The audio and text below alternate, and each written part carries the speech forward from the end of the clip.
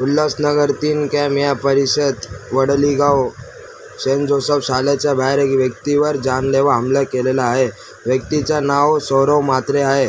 हमलावरचं नाव रोहन उर्फ वाघे आहे.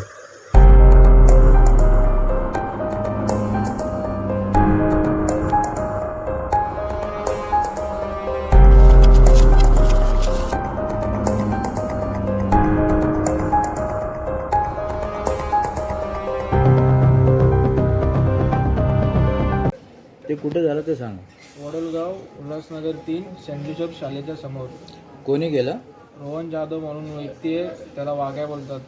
त्यांनी माझ्यावरती मला मारून टाकायचा पूर्ण. त्यांनी मला बोलला की तुला मर्डरच करतो, तुला काम काढतो.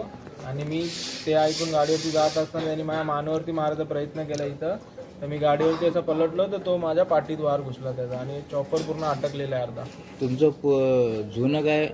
हा जुनं होतं, पण आम्ही अंबरनाथ पोलीस स्टेशनमध्ये जाऊन क्लिअर केला होता. ते आताच 2022मध्ये पूर्ण क्लिअर केला होता जाऊन. तर तो जुना काय यो आहे का? त्याच्यावरती केस बीस आहे का? हा, तो जुना हिस्ट्री शीटर आहे, त्याच्यावरती केस आहेत. ते पहिले पण त्यांनी गावातले मारामारी केली, त्या चोरी चकारी येते आणि पूर्ण नशेत होता. गांजा बिंजा सगळा ते बटन ते नशे करतात सगळा. तो एकटा होता का? एकटा होता तो. आणि त्याच्यावरती बाकी काय केस नाही आहे ना? नाही, बाकी आहेत ना. पहिले पण मारामारीचे आहेत आणि चोरीचे आहेत केस आहेत, त्याच्यावरती केस आहेत.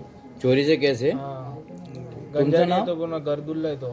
तुमचं नाव? सौरव सत्यवान म्हात्रे. आणि तुमच्या ज्यांनी वार केले? रोहन जाधव. रोहन जाधव. राहायला कुठं? उल्हासनगर 3 वडोलगाव. वडगाव चर्च येतं. हा.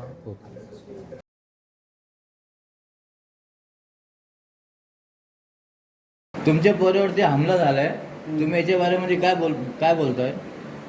विनाकारण केले त्यांनी. कोणी केलंय?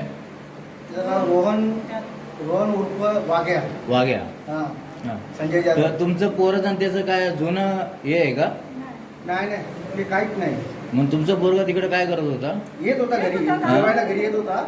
म्हणजे बाहेर मित्राकडे गेलता ना, हा. मित्राकडून घरी जेवायला येत होता. त्याने बोलून डायरेक्ट त्या गाडीवरती मागे मागून हमला केला का? मागून हमला केला ना. ठीक. दिसते ना ते याच्यामध्ये. तर तो पोरगा काय करतो ज्याने हमला केलाय? तो असं ते आहे आपण. ठीक आहे, तुमच्या पोराचं काहीच मॅटर त्या सांगते ना? काहीच नाही. ठीक आहे.